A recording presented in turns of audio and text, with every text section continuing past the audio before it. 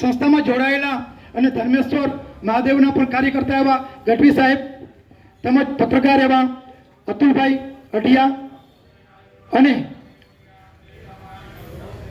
આ મંદિરની અંદર તેમજ આ કાર્યની અંદર ખૂબ જ સહયોગ અને સતત પ્રવૃત્તિશીલ એવા રાજેન્દ્રસિંહ બાપુ પણ અહીં ઉપસ્થિત તેમજ શુક્લ સાહેબની સાથે જોડાયેલા તમામ એમના સહયોગી પણ ઉપસ્થિત છે.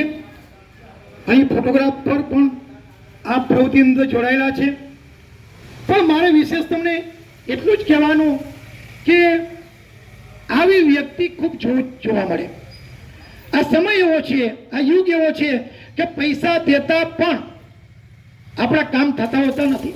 પછી સેવાકીયની પ્રવૃત્તિ હોય કે ભાઈ સામાજિક પ્રવૃત્તિ હોય કે ધાર્મિક પ્રવૃત્તિ હોય, કોઈ પણ પ્રવૃત્તિ હોય તો માણસને પેલો પ્રશ્ન એ થાય કે મને એમાંથી શું મળશે. કોઈ કથાકાર હોય તો એ પણ વિચારે અમારા જેવા કે ભાઈ હું આટલું બધું કરું તો મને એમાંથી મળશે શું. છેલ્લે પ્રશ્ન તો આવીને ઉભો રહીએ શું મળશે.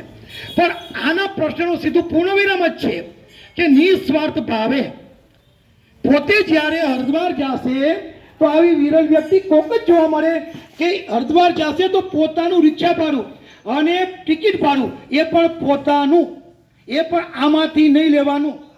આવો છે નચિકેતા જેવો સંકલ્પ લેનાર હોય અને આવો કોઈ ભૂદેવ હોય માંડવી ઋષિ જેવો તો અમારે જે શુક્લ સાહેબ છે, જે મોટા મવાની બાજુમાં સરિતાબેન નામની સોસાયટી છે અને એની અંદર એ ત્યાં રહે છે.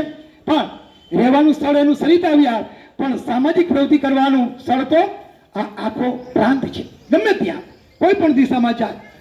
અને સાથે સાથે કોઈ ઘણી વખત એવું હોય કે ભાઈ કોઈ માણસ દુબળો હોય, પાતળો હોય અને પોતે જરૂરિયાતમંદ હોય તો એમ થાય કે આવી પ્રવૃત્તિ કરીએ એમાંથી કંઈક મળે.